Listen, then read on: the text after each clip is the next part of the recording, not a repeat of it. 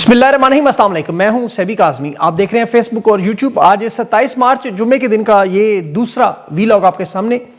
अभी तक जो अहम अपडेट्स आई हैं, जो ताज़ा खबरें आई हैं, वो आपके सामने, फिर की तफसील और तज्जिया।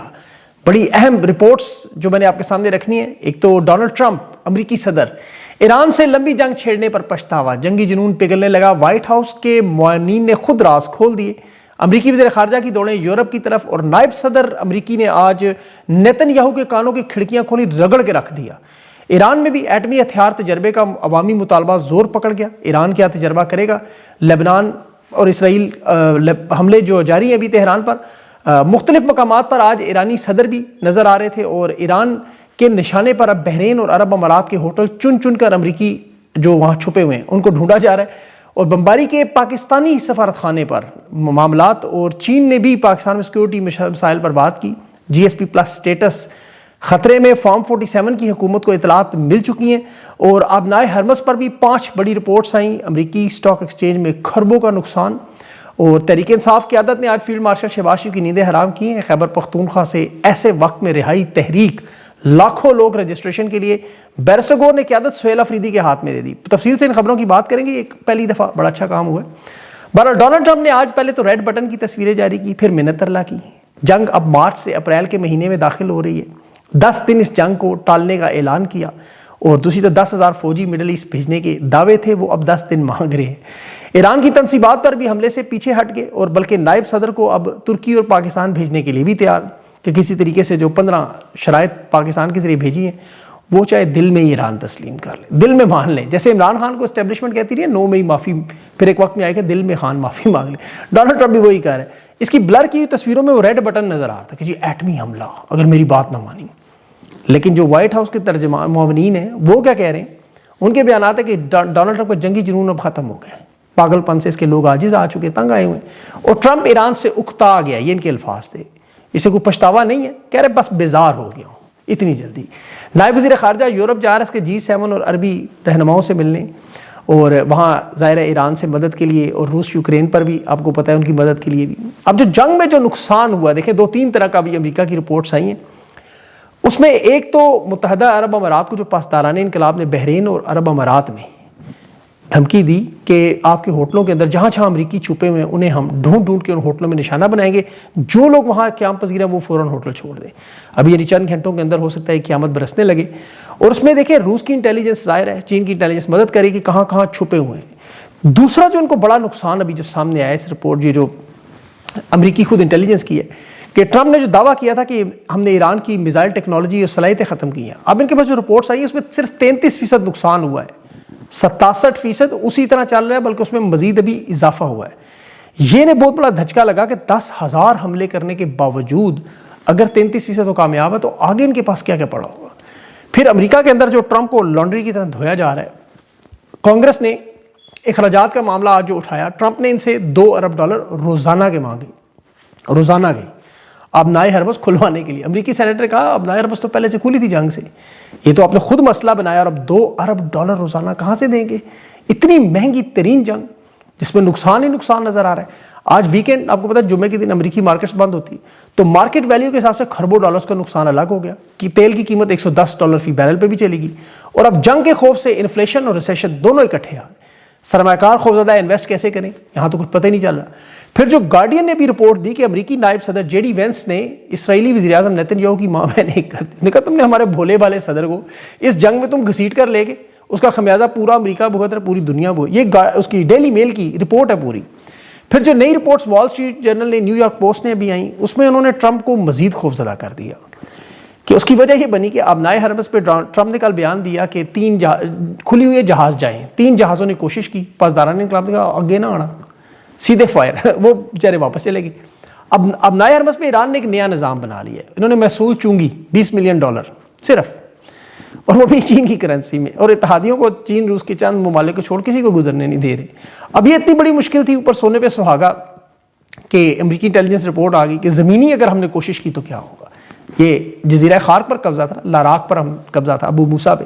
इन्होंने ये तो नामुमकिन है, कब्जा करना तो नामुमकिन है, हमला हो सकता है, हमला हम कर सकते हैं, लेकिन फिर चीन यूरोप का भी दबाव होगा, आलमी मईशत का भी दबाव होगा। अब यहाँ 3 से 5 हज़ार फौज के बस का काम नहीं है। ایئر ڈیفنس سسٹم، نیوی کی پروٹیکشن، پھر ایران کی 90% تیل کی اپنی برآمدات. اب نائے ارمس پہلے ہی آپ کو پتہ ہے کہاں تک پہنچے. پھر ابو موسیٰ یا لاراک جزیرے پر قبضہ ہوا. اب وہاں جو سب سے بڑی ان کی رسک اسیسمنٹ آئی کہ ایران کی پھر براہ راست عرب امارات سے جنگ شروع ہوگی. سعودی عرب کو انوالو ہونا پڑے گا ظاہر ہے، اور ریجن میں جو پھر معاملہ ہوگا وہ کہاں سے کہاں پہنچے گا. فالس فلیگ آپریشن کر کے نکلنا آسان نہیں ہے. اب جو بات بار بار دہرائی جاتی ہے وہ بحیرہ احمر میں یمن کے حوثیوں کا کردار، کیونکہ یہ سعودی عرب کے آپ کو پتہ ہے تیل کے ذخائر کے بالکل قریب ہیں، اور عرب امارات اور یہ نہیں چاہتے کہ ڈائریکٹ ان پہ حملے اور معیشت بالکل ہی زمین پہ جا لگے. یہ نہیں انہیں پتہ ہے ایران نے سارا اسلحہ ادھر ہی چلا دینا. اب دوسرا اس میں اہم پہلو ہے لبنان. اب لبنان میں یاد رکھیں جو اس وقت اسرائیل کے گلے کی ہڈی بنے ہوئے ہیں حزب اللہ، وہ ان کا جو بیان آیا اقوام متحدہ میں اسرائیلی کہ حزب اللہ کے جو راکٹ آتے ہیں وہ ان سے بچنے کے لیے ہمارے پاس 15 سیکنڈ ہوتے ہیں، بچوں کو بچائیں یا بزرگوں کو فیصلہ کرنا ہوتا ہے. ایران کی نے بظاہر تو پراکسی کہا جاتا ہے، حالانکہ فلسطین بیت المقدس سمیت آپ کو پتہ ہے جب 58 اسلامی ملک خاموش تھے، اسرائیل کو یا تسلیم کر چکے تھے یا ان کے سامنے سجدے کے گرے ہوئے تھے، یہ واحد لبنان میں ایک فورس بن گئی تھی جنہیں دہشت گرد قرار دے دیا گیا، مسلح مزاحمت کی طرف گئے. انہیں ایران اور شام کے راستے سے بشار الاسد کی جب حکومت تھی تو فوجی لاجسٹک امداد ایران دیتا رہا. امریکہ اور اسرائیل نے اسی لیے سب سے پہلے شام میں دیکھیں بشار الاسد کو ہٹایا، پھر یہ حملے ہوئے. بشار الاسد کو اچھا انسان نہیں تھا، ڈکٹیٹر تھا یاد رکھیں، لیکن فلسطین کے معاملے پہ وہ بالکل پیوٹن والا کردار ادا کر. جب بشار الاسد کو انہوں نے ہٹایا، اس کا اقتدار احمد شرح کو دیا، تو آپ دیکھیں اب شام کی سرزمین مکمل طور پر اسرائیل کی ماتحت ہے. بشار الاسد بھی آمرانہ انداز میں حکومت کرتا رہا، لیکن جہاں اسرائیل کا معاملہ تھا وہ لبنان میں حزب اللہ کی مدد کرتا تھا. اب اسرائیل میں آپ دیکھیں کہ جنوبی لبنان میں جو جنگ چل رہی ہے اس میں آج بھی جو ان کی مدد ہے، یہ جو ٹینک تباہ ہوئے ہیں اسرائیل کے، جن کی خود اسرائیل تصدیق کر رہا ہے، یا انہیں ابھی سیز فائر کے لیے ایران نے جو کہا ہے کہ فلسطین لبنان دونوں کو شامل کریں 5 شرائط میں، یہی وجہ ہے کہ اسے پراکسی کہتے ہیں. وہ پراکسی نہیں ہے، وہ اپنے طور پہ کرتے ہیں. اب یہاں عرب ممالک کا کردار دیکھیں. جو نئی رپورٹ آئی اقوام متحدہ میں، ایک تو انہوں نے سیکیورٹی کونسل میں قرارداد بحرین لے کے آ رہا ہے کہ جی اب نئے ہرمز کھلوانے کے لیے تمام خلیجی ممالک بھی اکٹھے ہوں، ایک فوج بنائیں، اقوام متحدہ اجازت دے اور پھر ہم جا کے کھلوائیں. دنیا کی معیشت یرغمال ہے.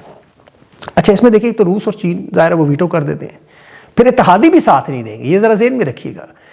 ابھی ایران کے وزیر خارجہ نے جو اقوام متحدہ میں تقریر کی کہ 27 دنوں میں 600 سکول ایران میں تباہ کیے گئے، 1000 سے زائد بچے اور اساتذہ شہید ہوئے ہیں. اور دنیا کے اب یہ ممالک پریشان ہے کہ اس نسل پرستی کشی پر ہم کس طرح ایران کی مخالفت میں ووٹ دیں. پھر انہیں تیل بھی چاہیے، یاد رکھیں یہ اپنے تعلقات ایران سے بحال رکھنا چاہتے ہیں. گارڈین نے اس میں ایک رپورٹ جاری کی ہے کہ سعودی عرب کے ٹرمپ کے ساتھ جو رابطے ہوئے، نیو یارک ٹائمز نے کنفرم کیا کہ ایران کے ساتھ جنگ بند نہ کرے، تاریخی موقع جان چھڑائیں. ڈونلڈ ٹرمپ محمد بن سلمان کو ایک واریر کہہ رہا تھا، یہ جی واریر ہے ہمارے ساتھ مل کے لڑ رہے ہیں. بن سلمان نے تو کہا، سعودیہ نے جو کہا تردید کی، ہم صرف ملٹری اڈے دے رہے ہیں، ایران کے میزائل روک رہے ہیں، لیکن فوجی حوالے سے ہم شامل نہیں ہیں، کیونکہ ظاہر نے بڑا خطرہ تھا. وہ پہلے ہی میں نے بتایا یمن کی حوثیوں سے، وہ ایک کارڈ ہے جو ابھی تک نہیں چلا، یاد رکھیں. اب $5 ارب لیکن داماد ٹرمپ جیرڈ کشنر لے گیا محمد بن سلمان سے، جس نے مذاکرات ناکام کروا کے اسرائیل سے حملہ کروایا. اب یہ اسرائیل کا اثاثہ ہے، یہ سب کو پتہ ہے، جیرڈ کشنر. یہاں پاکستان کا کردار دیکھیں آ گیا ہے. یہ بڑا اہم معاملہ میں آپ کے سامنے. ایک تو دیکھیں پاکستان کی عوام ایران کے ساتھ جڑی ہوئی ہے، اور ایران میں ابھی ایٹمی تجربے پر وہاں عوام جو ہے بھرپور نئے سپریم لیڈر پر دباؤ ڈالے کہ ایٹمی حملے کی آپ کر دیں، آپ مطلب تجربہ کر دیں. یہاں ابھی کل رات آپ کو پتہ ہے اسرائیل کی طرف سے بمباری ہوئی پاکستانی سفارتخانہ تہران کے گرد. اب پتہ نہیں اس میں یہ طاہر اشرفی کی خبر ہے، یہ فالس فلیگ آپریشن ہے یا سچ ہے. اسرائیل نے سفارتخانے کے اگر حملہ کیا تو پھر دیکھیں سفارتخانہ ملک ہوتا ہے، پاکستان ایٹمی ملک ہے، یہ اسرائیل کو ایک دھمکی تو لگائے کم از کم. ابھی تو ان کے ایک وہ چھوٹے موٹے اکاؤنٹس ٹویٹر پہ چیخے شور مچا رہے ہیں، ایک پاکستانی اسٹریٹجک فورم کے نام سے، وہ کسی اسٹوڈنٹ کا شاید اکاؤنٹ ہے، لیکن DJSPR کا پیغام آنا چاہیے تھا، اسرائیل کو دھمکی دینی چاہیے، پھر پتہ چلے کہ مدد. لیکن یہاں سفارتخانے پر حملہ بھی امریکہ کے آپ کے دیکھیں پاکستان میں ہوا، 50 لوگ انہوں نے شہید کر دیے. اسرائیل کے بارے میں یہ اسٹیٹمنٹ صرف دے دیں کافی ہے. فی الحال تو 15 نکاتی ایجنڈا لے کر یہ ایران کے پاس پہنچے، جو 5 شرائط ایران نے دے دی. انہیں چاہیے یہ 5 شرائط ڈونلڈ ٹرمپ کو سمجھائیں، یہ مانو، آواز بنے مسلمانوں کی. فاٹا کے قبائلی رہنماؤں کی میں ویڈیو دیکھ رہا تھا، سفیر کے ایران کے سفیر سے پشاور کونسل خانے میں ملے، اور زمینی فوج میں وہ کہہ رہے ہیں ہمیں شامل کریں، اسرائیل کے خلاف لڑیں گے. یہ فاٹا کے پختون، انہوں نے کہا ہمارے لاکھوں قبائلی لوگ ہیں آپ کے ساتھ دفاع کے لیے تیار ہیں.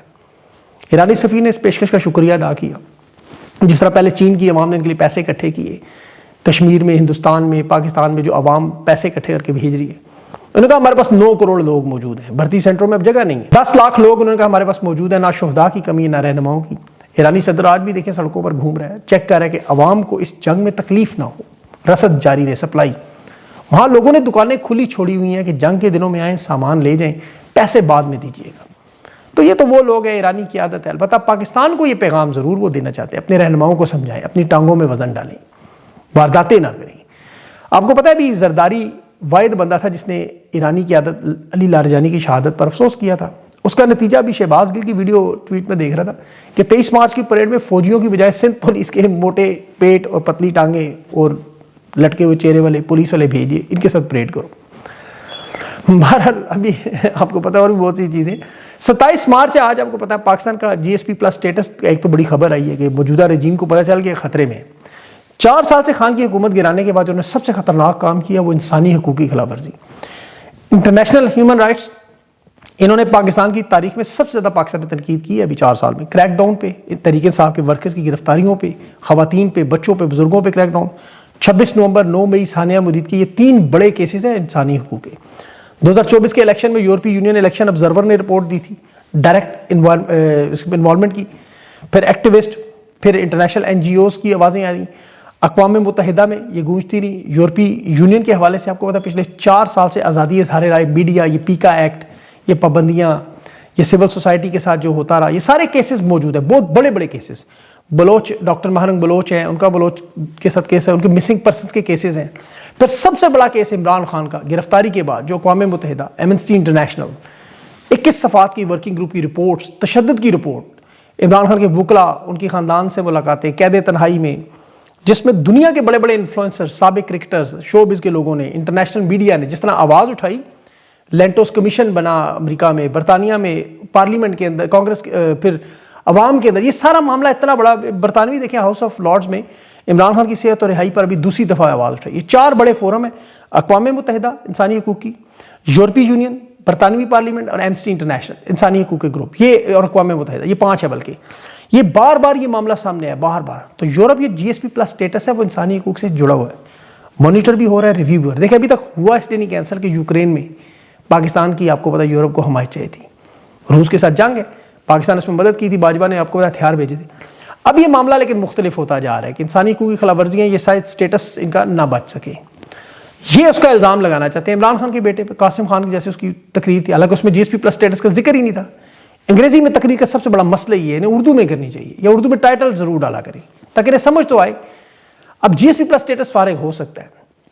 ابھی انہوں نے عمران خان کا کیس اسی لیے 31 مارچ کو القادر ٹرسٹ لگایا. اب یہاں واردات دیکھیں کہ چیف جسٹس نے جو عمران خان کے کیسز کے دوران یورپ کے وفد آیا تھا اس وقت بھی اپیل کی ہوئی تھی. آج عمران خان کے کیسز پر وکالت ناموں پر دستخط ہونے تھے, جیل انتظامیہ نہیں مانی, ان کے وکیل گئے وہاں وکالت نامے پر دستخط نہیں کرنے دیے. اب یہ سپریم کورٹ کی بات بھی اگر جیل سپرنٹینڈنٹ نہیں مانتا تو پھر یہ اقوام متحدہ نہ جائے تو کہاں جائے. اب موجودہ فارم 47 کی حکومت کے حالات آپ کو پتا ہے کہ لوگ اس قدر نفرت کرتے ہیں. یہ نسیم شاہ ایک کرکٹر مریم نواز کے حوالے سے ٹویٹ کی کہ برطانیہ کی بلکہ اس کے اعزاز میں لوگ کیوں کھڑے, وہ آج اتنا پاپولر ہو چکا ہے, شاید اتنا کرکٹ میں نہیں ہوا. اس پر پتہ نہیں کتنا دباؤ ڈالا, اس کا اکاؤنٹ میرا ہیک ہوگا, اس بیچارے نے کہا, لیکن چلے وہ اپنا کام کر گیا, ٹویٹ ڈیلیٹ اس کی ہوئی, لیکن وہ پذیرائی اتنی کہ 1 ملین لوگوں نے دیکھا گھنٹوں کے اندر. ایک طرف شاہد افریدی ساری زندگی, ایک طرف اس کی ایک ٹویٹ ٹرینڈنگ میں. اتنی شہرت سے پورے کیریئر میں نہیں ملی نسیم شاہ کو. لوگ کہہ رہے ہیں PSL میں اگر اس کو کاٹا تو ہم سپانسرز کا بائیکاٹ کریں گے. اب یہ چیز پاکستان کی قوم دیکھیں, اب اس وقت ہمارے سامنے آج 27 مارچ میں جو لیڈر سامنے آئے تحریک انصاف, دیکھیں ہمیں سوچنا ہوگا, عوام بھی یہی ہے, تحریک انصاف کی لیڈرشپ یہی ہے, انہی بڑی دباؤ بڑھانا ہوتا ہے ہمارا مقصد. امن فورس کی ممبرشپ تحریک کی, بلکہ عوام اسے لبیک کہتی نکل آئی ہے, پروگرام پورا جلسے میں بن گیا. اس بات کا ثبوت ہے کہ لوگ انتظار میں ہیں کہ خدا را لیڈرشپ نکلے, اور آج وہ نکلے ہیں. عمران خان سے تو دیکھیں جو محبت ہے, جو نظریہ ہے خان کا, اسی وجہ سے کبھی کبھی آپ تھوڑے تھوڑے مایوس بھی نظر آتے ہیں. اور اس کا آپ کو الزام نہیں دینا چاہیے. جو پچھلے 4 سال میں جو عدم استحکام, جو سیاسی ماحول کے نام پہ گرفتاریاں, مقدمات, مار پیٹ, اغوا, قتل تک کیے گئے, یہ تحریک انصاف کی قیادت کا رویہ بھی سمجھ میں آتا ہے کبھی کبھی. ان کے ووٹر, سپورٹرز, ورکرز, عوام اور لیڈرشپ کا جو گیپ ہے وہ بھی سمجھ میں آتا ہے. جماعت کی کمزوری بھی سمجھ میں آتی ہے, کیونکہ صورتحال غیر یقینی ہے. یہ ایک فطری عمل ہے. دیکھیں میں بڑی بڑی جنگوں کی سٹڈی کر رہا تھا, فوجوں کو محاصرے میں کیسے تھکایا جاتا ہے. طویل جنگ میں موسم کے حالات کے, ساز و سامان کے, خوراک کی رسد تھک جاتی ہے, فٹیگ. اسے بڑا مشہور ایک دیکھیں محاصرہ ویانا آپ کبھی پڑھیں, مالٹا کا پڑھیں جو عثمانی سلطنت نے کیا تھا, لینن گراڈ پڑھیں, 900 दिन کا जंग अजीम में सोवियत यूनियन जर्मन फौज का पड़े, स्टालिनग्राड का पड़े। इसमें क्या था कि ये बड़े बड़े मुहासरे थे, सप्लाई खत्म हुई, मौसम खराब हुआ, मज़ाहमत वक़्त से ज़्यादा हुई, जंग लंबी हुई, तो वो फटीग में बारिश, सर्दी, बहुत सी वजूहात पर उन्हें छोड़ना पड़ा। अब ये आपके साथ जंग लड़ रहे एस्टैब्लिशमेंट कि आपको थकाना चाहे दुश्मन को, और वो नज़र आता है, क़यादत भी थकी हुई इनकी नज़र आती है, पाकिस्तान की अवाम भी थकी नज़र आती है। ये कोई बुरी बात नहीं, आप दोबारा अपने आप को रिचार्ज करें। ये जो अमल शुरू हुआ है 27 मार्च को, देखें कम से कम इस माहौल में शुरू हुआ है अमल, चलें इन्हें चांस दें आप। जुनैद अकबर की तकरीर अच्छी थी आज, पार्टी के अंदर रहनुमाओं को कहा गया डरपोक और बुज़दिलों की कोई जगह नहीं है, कश्तियाँ जला कर निकलें, तैयारी के साथ निकलें। मैं बैरिस्टर गौर जैसे बंदे की बातें सुन के हैरान था, क्योंकि उसे भी अदालतों से मायूसी, उसने देखा है अदालतों में क्या हुआ। बेशक वो एस्टैब्लिशमेंट के जो भी मामला हैं, अब वो चाहता है अवाम निकले, अवाम इन्हें हिम्मत दे। सुहेल अफरीदी के बयानात भी आज खुश आइन थे, जोश वाले थे कि हमारी मुलाकातें नहीं हो रही, सारा कुछ नहीं हो रहा, अब हम सड़कों पर ही फैसला करेंगे। तो पाकिस्तान की अवाम इनके साथ जुड़े। अभी फोर्स का लफ्ज़ मैंने देखा है बदलने का, इन्होंने वजह जो बताई कि आईनी सूरत में चूंकि पाकिस्तान के कानून में गुंजाइश नहीं है, तो इन्होंने रुकन साजी में वो मुहिम तहरीक का लफ्ज़ ज्वाइन किया। ठीक है, चले तहरीक भी ठीक है, फोर्स भी ठीक, जो फोर्स चले नहीं, मुसल्लह आती है उसमें तासुर तो चले। एतमाद लेकिन अवाम कर रही है। देखिए अवाम जब एतमाद करे तो फिर लीडरशिप डिलीवर करें। अभी ये कुछ दिनों में साबित हो जाएगा एस्टैब्लिशमेंट के कब्जे में उससे बाहर है, लेकिन इन्हें अपना किरदार अदा करना, ये जो बातें इन्होंने की आज उन्हें अमली शक्ल दे दें, सड़कों पर निकले पुरअमन अंदाज में, इनका हक है। अब पाकिस्तान की अवाम तैयार है, लवाजमात तो सारे इन्होंने खुद दे दिए हैं आपको, तो अल्लाह करे कि इसमें इन पर दबाव पड़े और ये मुज़ाकरात पे आए। अगर ट्रंप मुज़ाकरात पे आ सकते, ये क्या चीज़ें हैं? अगर ट्रंप देखें इतनी बड़ी जंग में ईरान के सामने सरेंडर के लिए तकरीबन तैयार है, तो ये क्या चीज़ें हैं, किस खेत की मूली हैं? सिर्फ अवाम उतना दबाव बढ़ाने की कोशिश करे बस, और इंशाल्लाह अल्लाह ने चाहा तो होगा। कब तक करेंगे? 4 साल तो गुजर चुके हैं, इससे ज़्यादा तो आपको पता है। अब वो सज़ा सब कुछ करके तो देख लिया है, अब एक ही काम रह गया जो नहीं किया, वो करें, मिन्नत तर्रा करें जैसे ट्रंप कर रहे हैं। अपना ख्याल रखें, मुझे अगले वीला तक की इजाज़त दें। अल्लाह हाफ़िज़।